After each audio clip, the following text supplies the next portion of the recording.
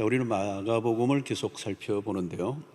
특별히 우리는 복음서를 살펴볼 때 우리가 가져야 될 매우 중요한 관점은 그리스도가 어떤 분이신가 하는 것입니다. 성경을 읽을 때 우리 계속 관찰하는 주목해야 되는 핵심은 그리스도가 어떤 분이신가 하는 것입니다. 자, 예수님의 공생애가 활발하게 펼쳐지면서 이목을 집중시키죠. 그래서 많은 사람들이 몰려들었습니다. 병 낫게 하고 귀신을 쫓아내고 그 가르치시는 것이 권세가 있고, 그러니까 아마 엄청난 인산인해가 예수님에게로 몰려들었습니다. 자연히 제자들도 굉장히 바빴겠죠.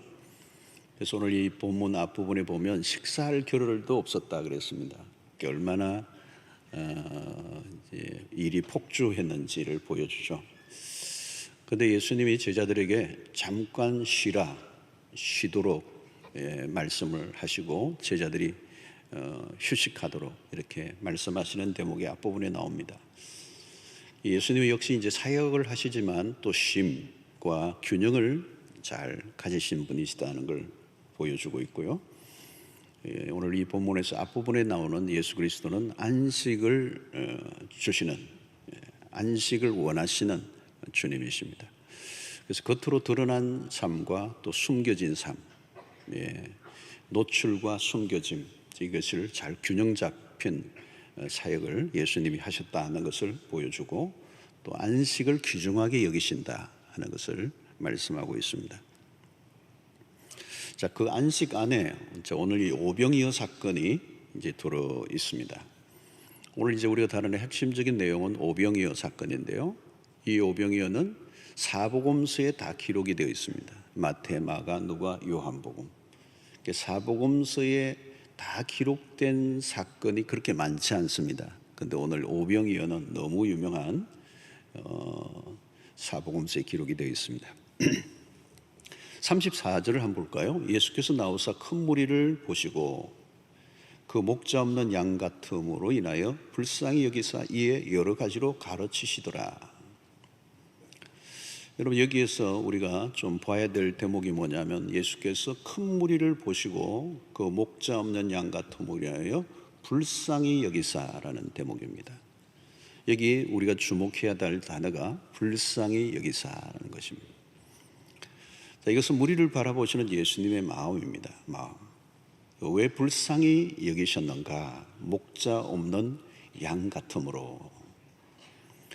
이 불쌍히 여기심은 사실은 그 당시 이스라엘의 민족 전체를 향한 목자가 없는 그런 백성들의 모습이고, 더 크게 확장하면 온 인류를 포함할 수가 있겠습니다. 목자가 없는 양과 같은 사람들을 불쌍히 여기셨다. 목자가 없는 비참한 삶의 모습을 주님이 바라보셨다는 겁니다.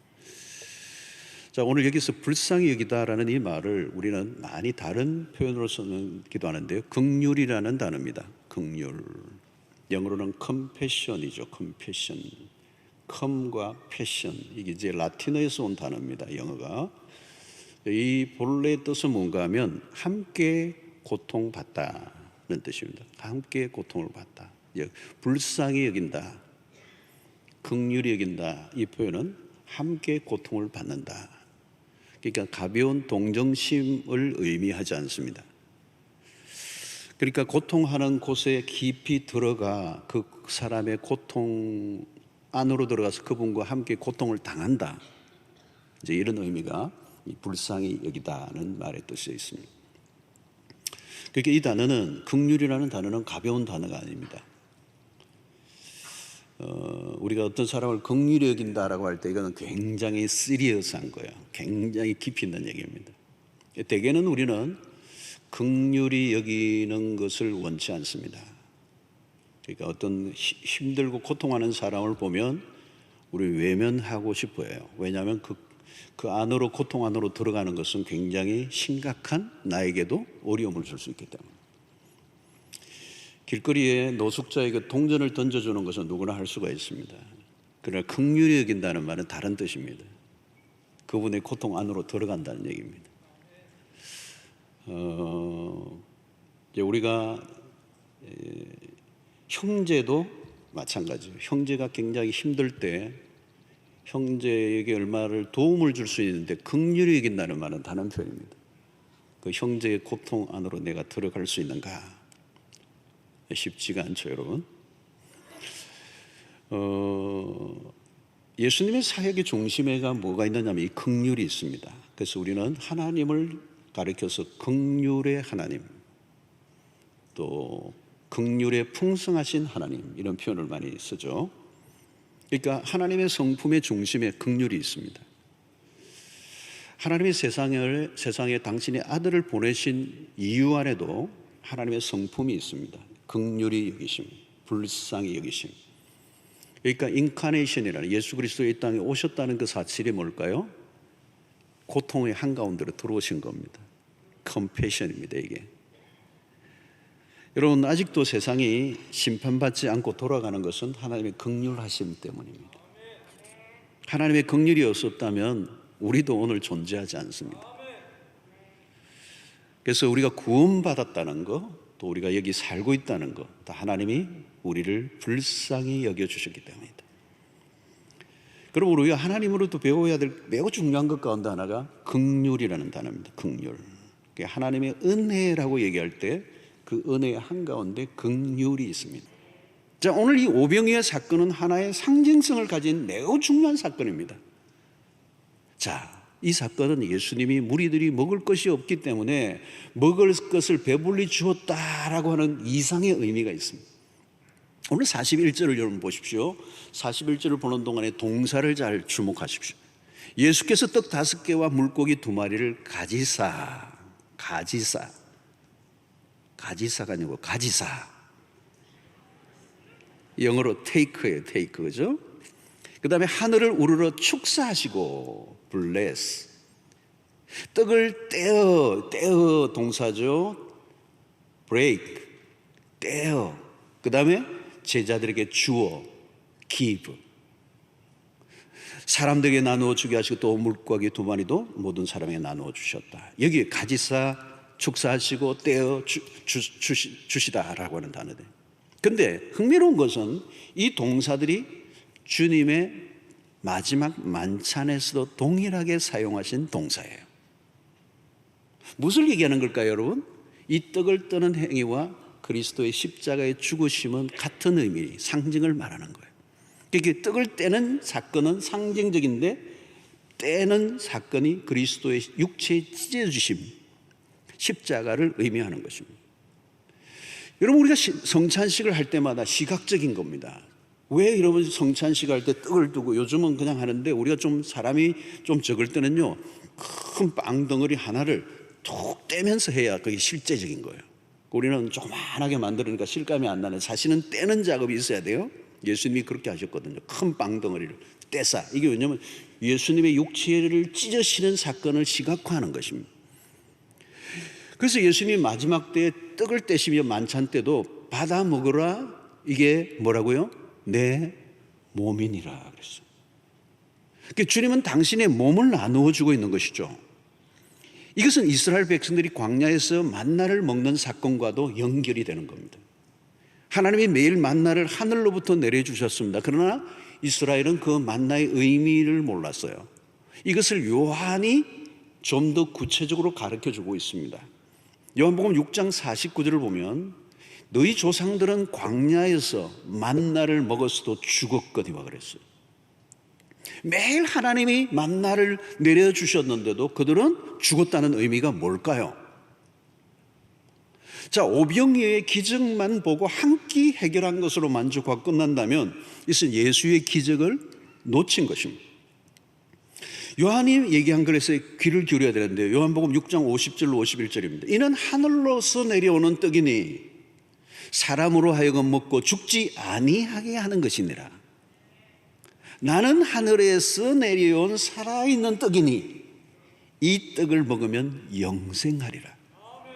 내가 줄 떡은 곧 세상의 생명을 위한 내 살이니라 하시니라.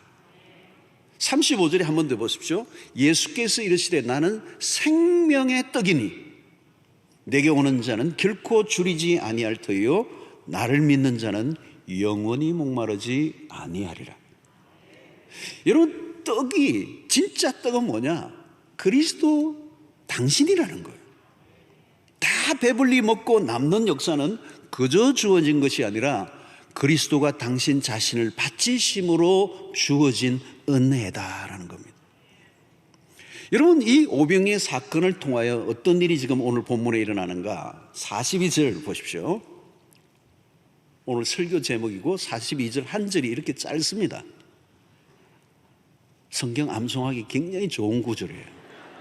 다 배불리 먹고 이러면 한 절이 딱 암송되는 거예요. 자, 여러분, 여기에서 다 배불리 먹고라는 이 표현은 하나님의 나라가 지금 도래한 것을 상징적으로 표현한 것입니다. 성도 여러분, 인간의 타락으로 인하여 찾아온 현상 중 하나가 뭔가 하면 결핍입니다. 배가 고프고 목이 마르고, 이게 인류가 겪는 일상이에요. 그래서 예수님이 큰 무리를 바라보시며 불쌍히 여기신 이유는 뭔가?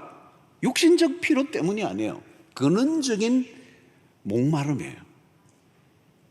하나님을 떠난 인간이 겪는 것이 뭐냐? 허기짐이에요. 아무리 노력해도 이 공허함이 채워지지가 않아.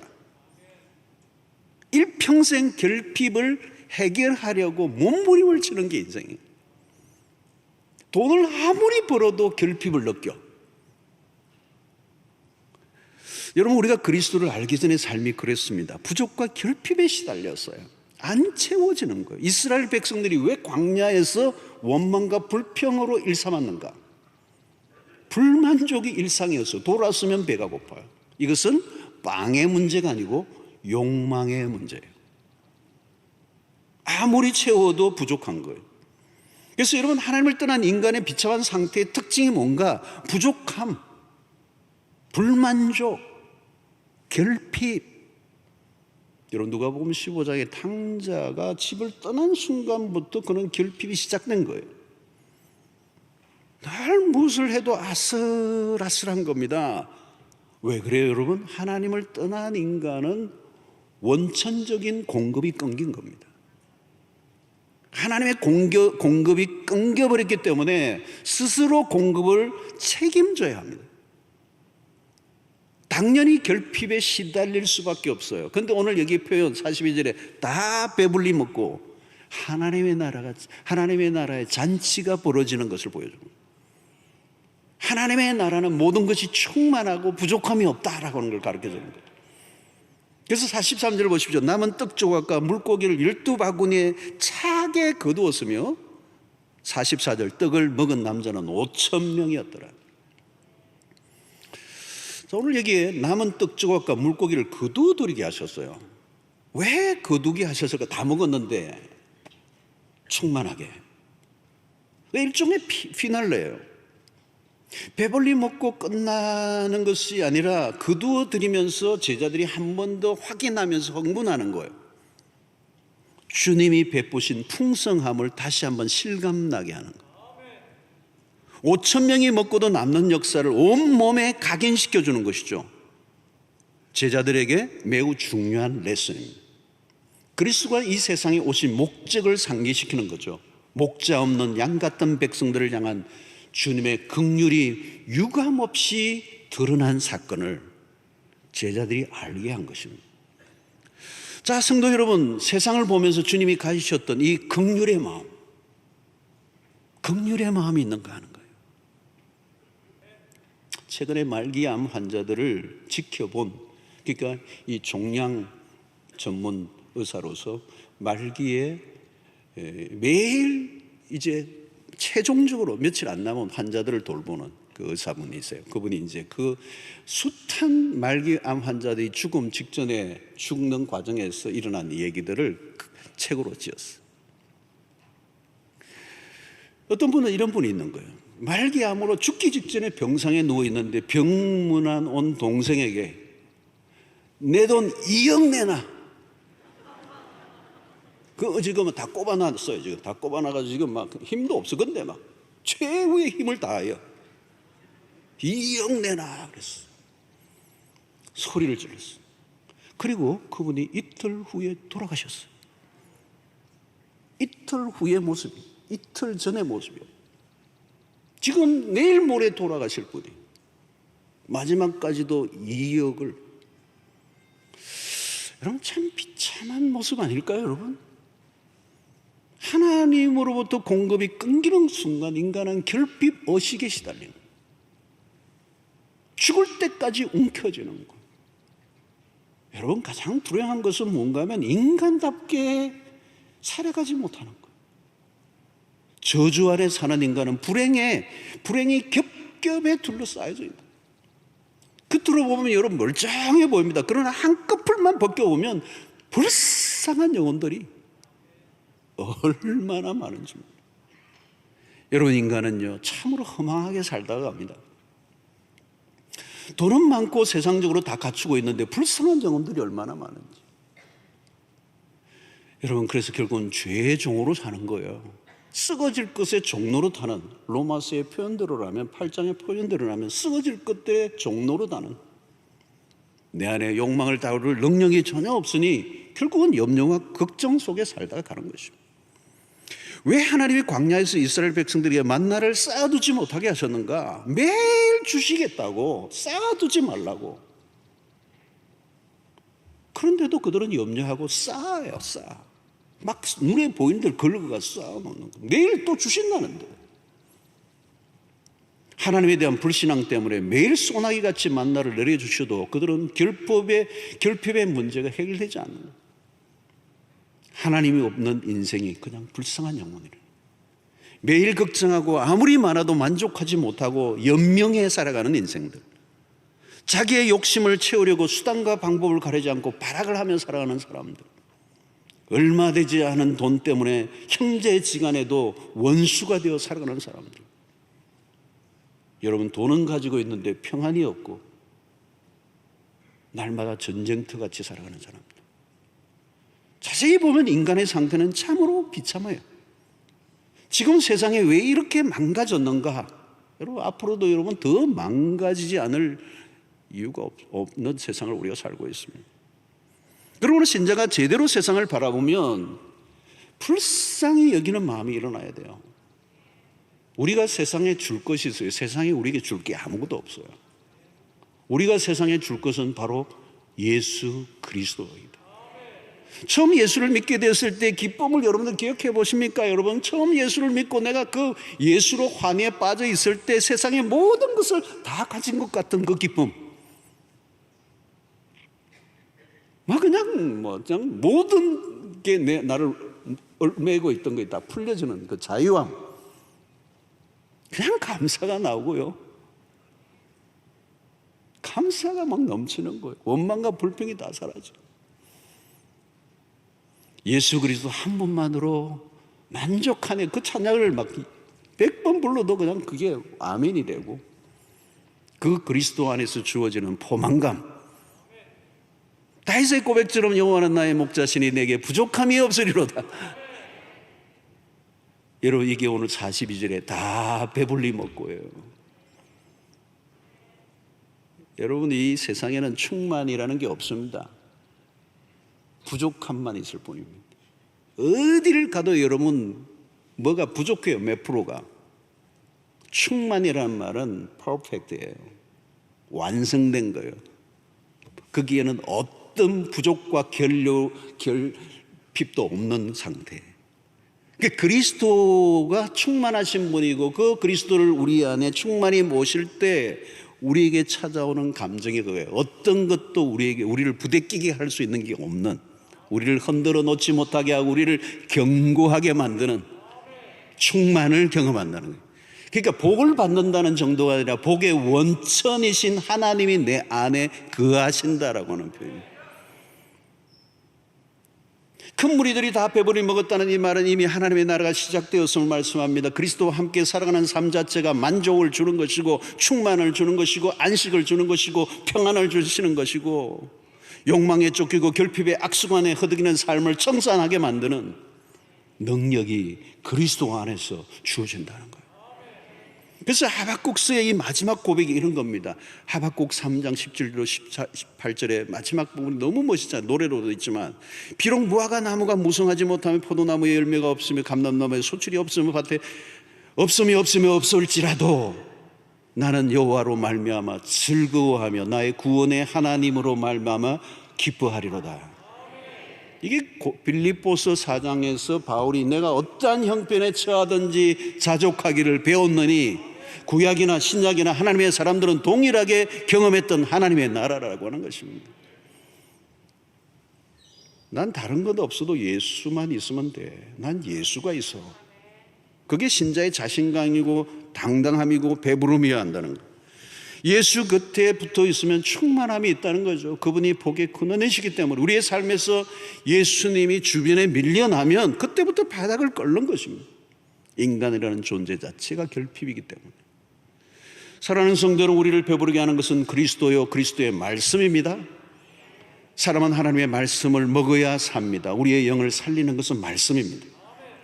말씀으로 영이 살아나면 힘이 나는 거죠. 하나님의 말씀의 인도를 받으면 사는 길이 열릴 줄로 믿습니다. 말씀은 곧 그리스도예요. 그 말씀으로 배를 불리면 충만함이 오는 것입니다.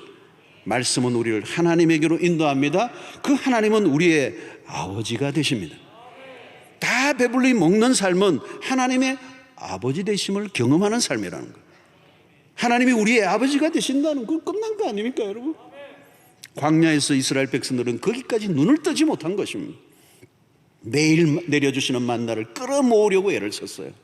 영적인 눈이 열리지 않을 때 그렇게 비극적으로 살게 되는 것입니다. 이 결핍으로 난무한 원망과 불평으로 염려와 근심으로 살아가는 이 세상의 한가운데서 영적인 눈이 열려 오늘 또 하나님이 우리 안에서 말씀으로 배부름을 충분히 경험하게 하시는 은혜를 맛볼 수 있게 되기를 축원합니다. 그때 우리가 할 일은 뭐예요? 우리가 눈을 뜨고 나니까 배부른 자로 정말 힘겹게 살아가는 사람들을 향하여 긍휼의 마음을 가지게 된다는 거예요. 아유, 저건 정말 불쌍하구나. 여러분, 세상의 눈으로 보면 뭐 대단해 보인대요. 어떤 분은요, 돈밖에 없어.